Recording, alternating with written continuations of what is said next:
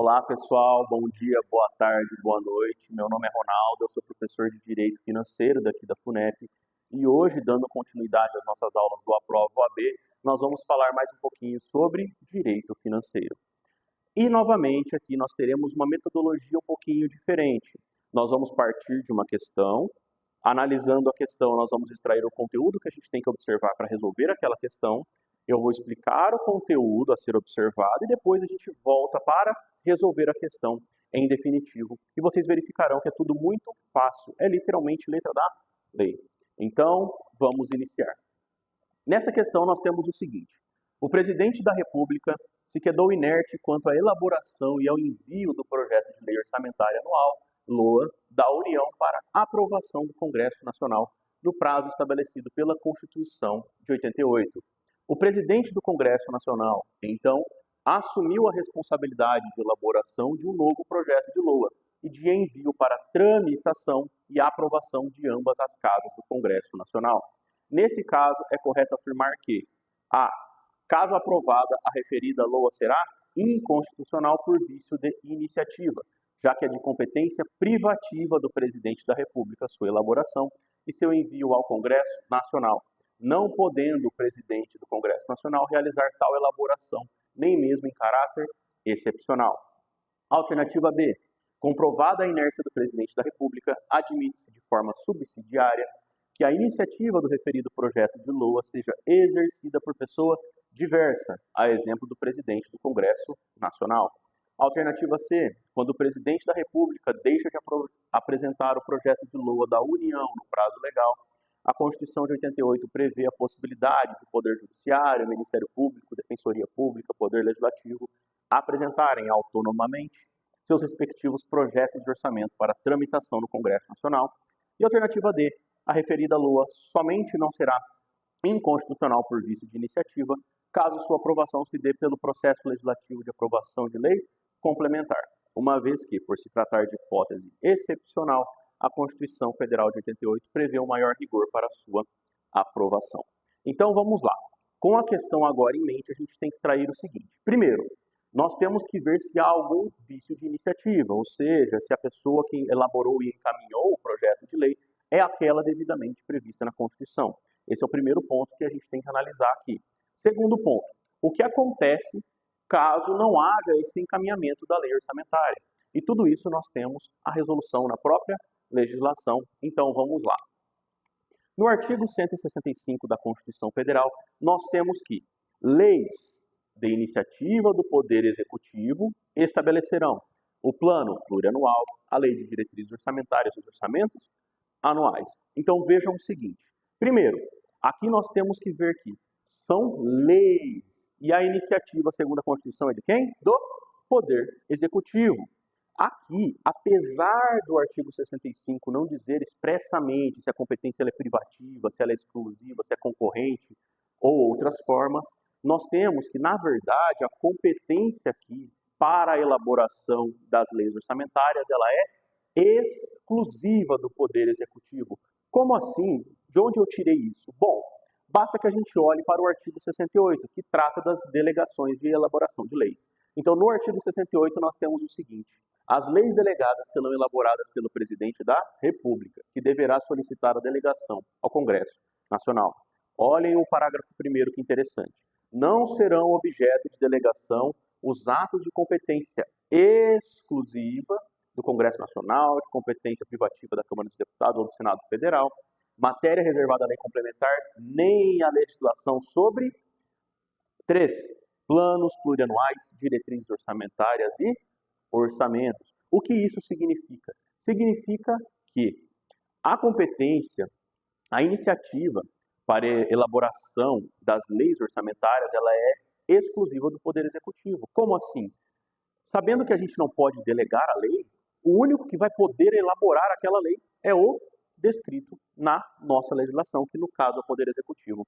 Então, já que é impossível delegar, significa que somente ele pode fazer, elaborar aquela lei.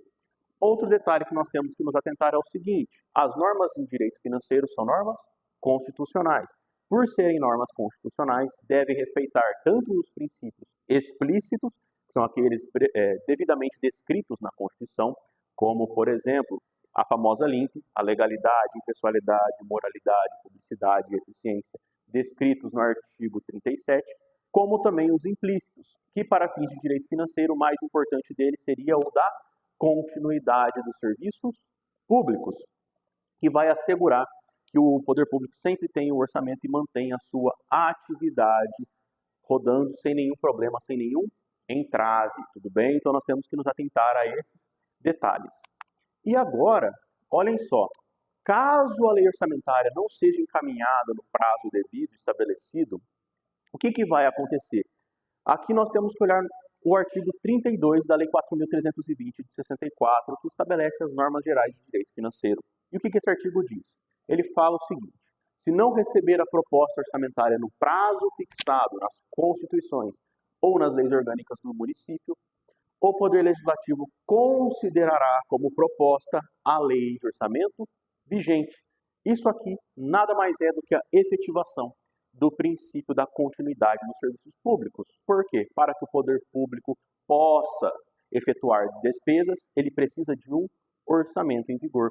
Então, para que não haja essa parada, esse prejuízo muito grande à sociedade, a legislação tratou de considerar a lei em vigor como a lei encaminhada caso haja o descumprimento do prazo previsto nas leis.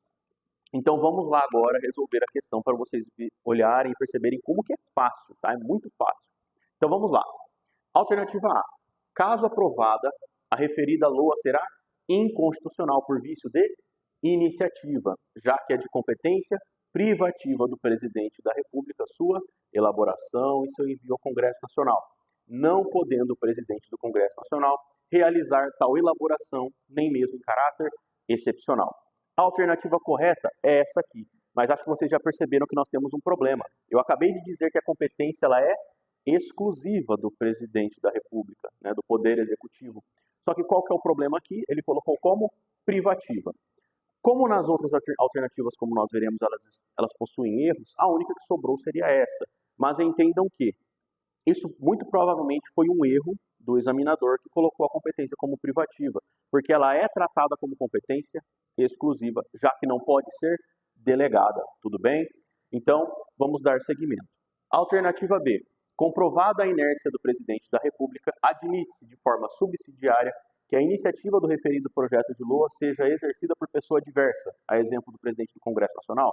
Não, acabamos de ver que a competência é exclusiva do presidente da República, então nenhum outro agente pode elaborar e encaminhar a lei para discussão, eventual votação e aprovação ou rejeição. Então vamos lá, alternativa C. Quando o presidente da República deixa de apresentar o projeto de LOA da União no prazo legal, a Constituição de 88 prevê a possibilidade dos poderes apresentarem de forma autônoma seus respectivos projetos de orçamentos para tramitação no Congresso Nacional? Errado. Acabamos de ver novamente que a competência é exclusiva do chefe do Poder Executivo. Então, ele que vai elaborar o orçamento contendo todos os demais órgãos da administração pública direta e alguns da indireta, tudo bem? Então, vamos lá, dar seguimento. Por fim, a alternativa D. A referida LOA somente não será inconstitucional por vício de iniciativa, caso sua aprovação se dê pelo processo legislativo de aprovação de lei complementar, uma vez que, por se tratar de hipótese excepcional, a Constituição Federal de 88 prevê o maior rigor para sua aprovação? Não. Não está completamente equivocada. A lei é lei ordinária mesmo, uma lei normal, que vai seguir os parâmetros da Constituição. A única questão é que haverá vício de iniciativa caso o presidente do Congresso Nacional queira propor essa lei. Então, ela só pode ser elaborada pelo chefe do Executivo. E assim a gente consegue matar uma questão do exame da ordem de forma bem simples, com basicamente 2 dispositivos da Constituição Federal. Então, basicamente, para a nossa aula de hoje é isso. Eu espero que vocês tenham gostado e eu vejo vocês na nossa próxima aula.